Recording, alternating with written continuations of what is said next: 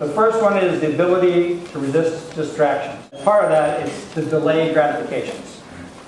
Okay? The ability to resist distractions and to delay gratification. Troy talked a lot about that. Those are the same things, basically. Another equivalent of the that means is if you're in class and you've got a multimedia and I'm boring the shit, you might go out to Facebook. That's a distraction, theoretically. I might be distracted. The first thing is executive function is being able to avoid distraction. One of the wonderful things about kids is they can really get engrossed in something, and then something else, and then something else, all right? And if you ask them to stay on task, it's very, very difficult. There's an old joke among comedians that says that the attention span of a crowd is 7 seconds, all right? And the attention span of a group like this is 3 seconds, all right? It is very easy to drift away. It takes a great deal of work to stay on task. And it turns out that we are running schools that are like prisons in order to get people to pay attention, and it's really not a task that they're very capable of. We'll talk about that a little bit more. But so it's hard to stay on task, okay? And it's very hard to delay gratification. Yes, it is. Okay. The second thing is working memory, the capacity to hold multiple ideas in mind. I'll say it again. The second part of executive function is working memory, the capacity to hold numbers or ideas in mind. There's a limit to how much you can keep in working memory. Right? And I'm going to ask you to subtract one number from another. Are you ready? Tell me what 9 minus. 9 minus. And you spelled marvelous. All right. 9 minus. All right, let's see. Subtract 3 from 9. All right? 6. What is that? Okay, 6. Negative 6 or 6? It's 6. All right?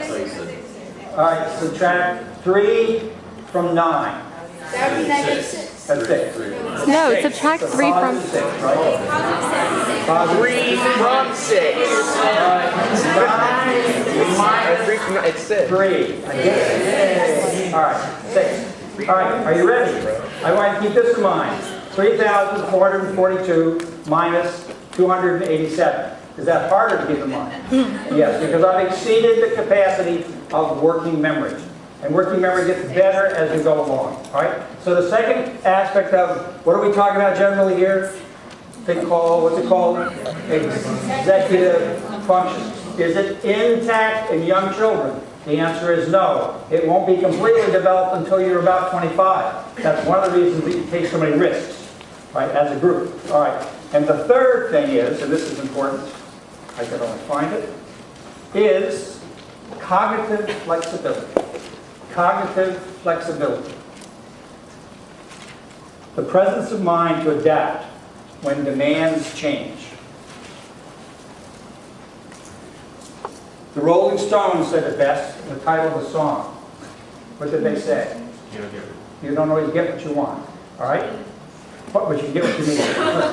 All right. They were doing cocaine. Run around my brain. All right.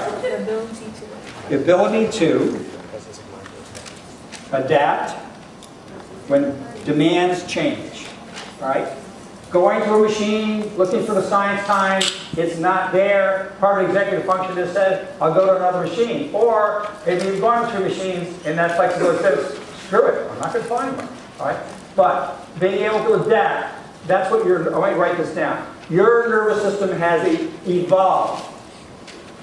Its greatest capacity is to adapt. The greatest capacity of your central nervous system, it has evolved to adapt to change. That's the main thing that it's good at. Size the situation up, say this doesn't work, this does, and change things around.